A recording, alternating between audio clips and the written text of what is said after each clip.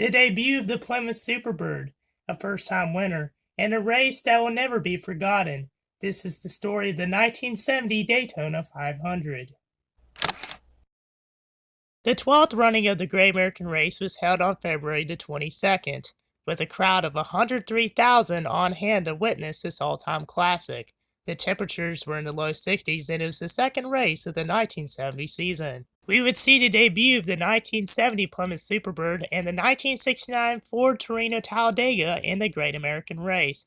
But before we get into the race weekend, let's look back at the first race of the 1970 season.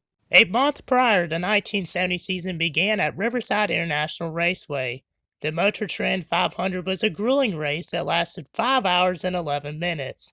The race featured multiple crashes, the worst being Jim Cook's horrible crash in Turn 9. Cook crashes 68 Ford into the end of the Turn 9 wall, suffering head injuries and multiple broken bones. The crash ended his racing career. Cook, who won one Grand National race, was inducted into the West Coast Stock Car Hall of Fame in 2006. Buddy Young was injured when he flipped multiple times heading into Turn 1 on lap number 3.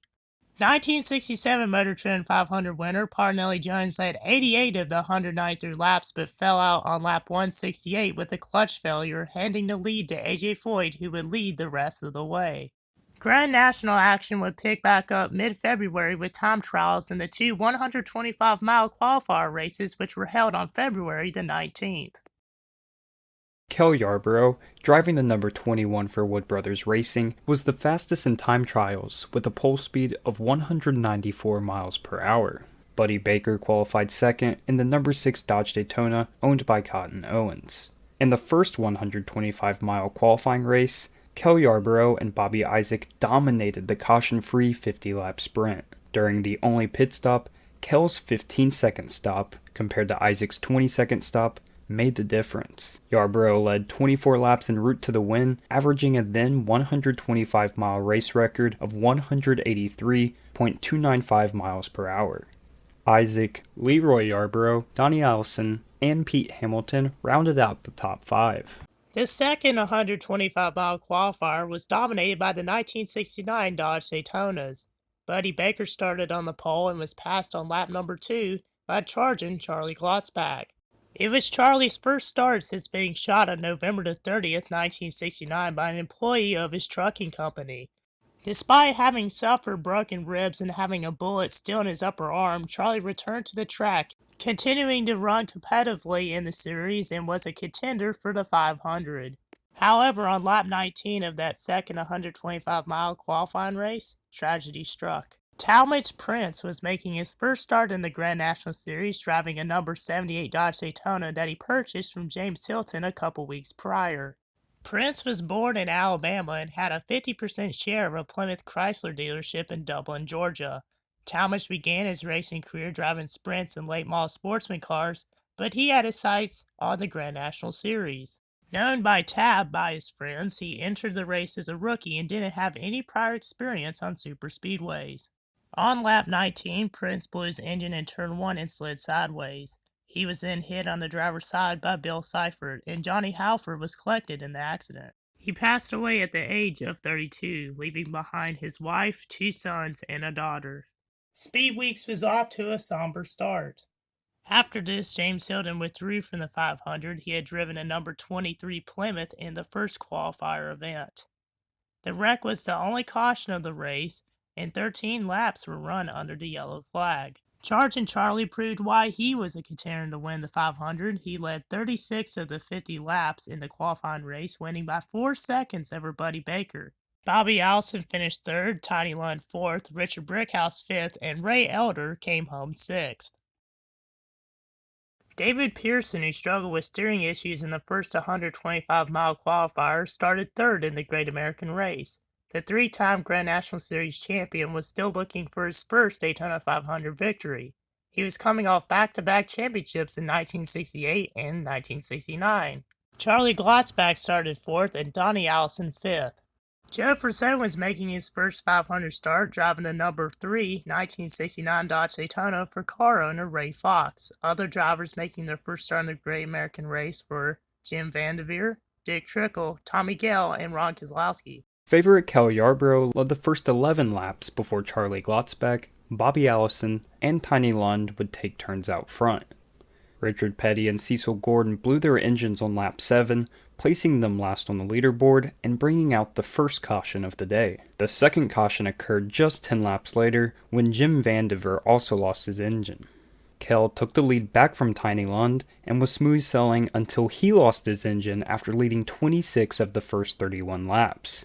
The pre-race favorite was out, and now it was anybody's race. Engine failures would be the primary culprit for the 6 caution periods that day. Donnie Allison went out on lap 41, and Riverside winner AJ Foyt went out on lap 60 with the same fate. Making his final 500 start, Dr. Don Tarr finished 36th after steering issues did him in.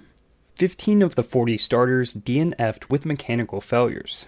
Ramo Stott and Bobby Isaac took turns out front before a young driver from up north showed that he could run with the best.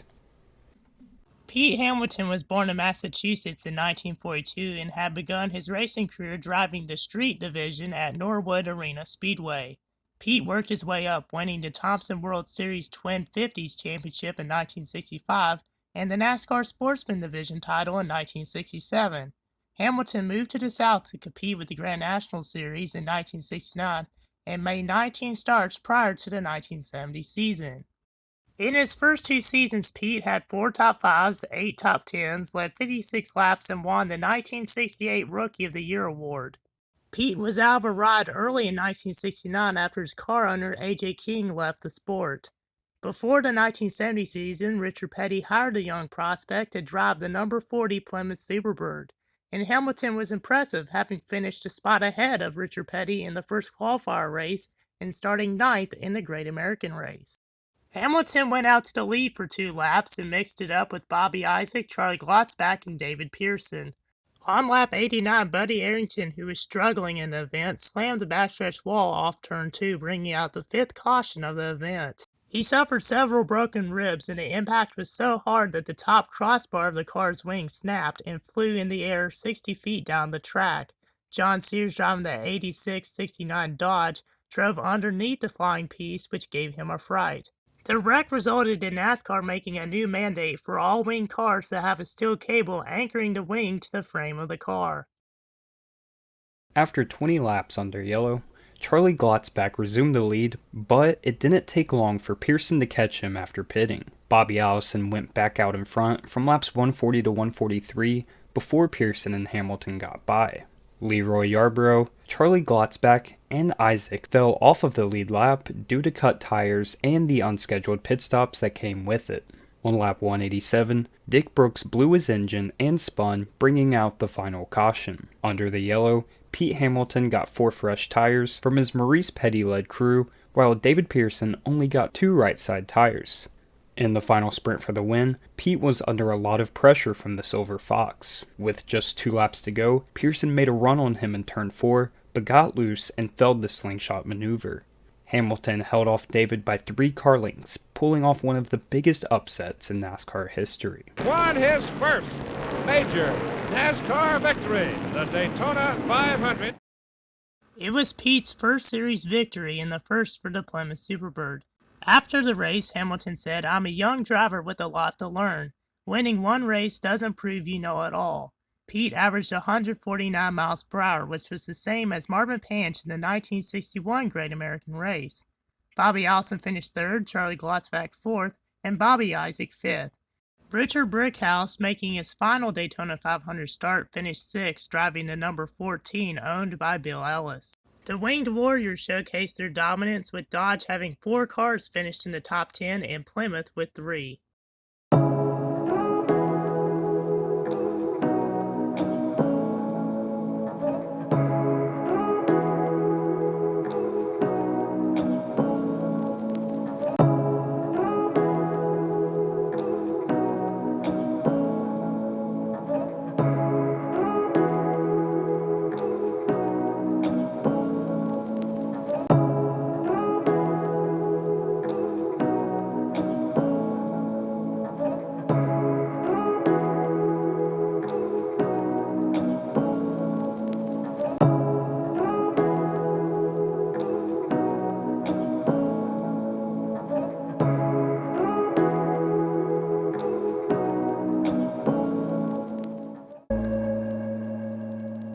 that's going to do it for the video. Thank y'all so much for watching. I hope y'all enjoyed. And thank you, NFJJ, for joining me in this video. I hope y'all enjoyed this history video. As I mentioned in the 1967 Motor Trend 500 video, I'm hoping to do more of these throughout this year.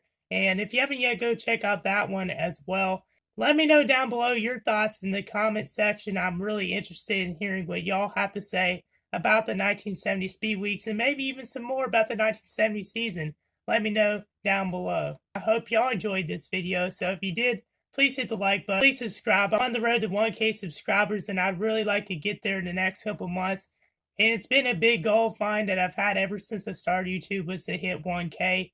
And it would really mean a lot to me. So if y'all could please do that, that'd be absolutely amazing. Thank y'all for your support, and until next time, I'm out. Peace.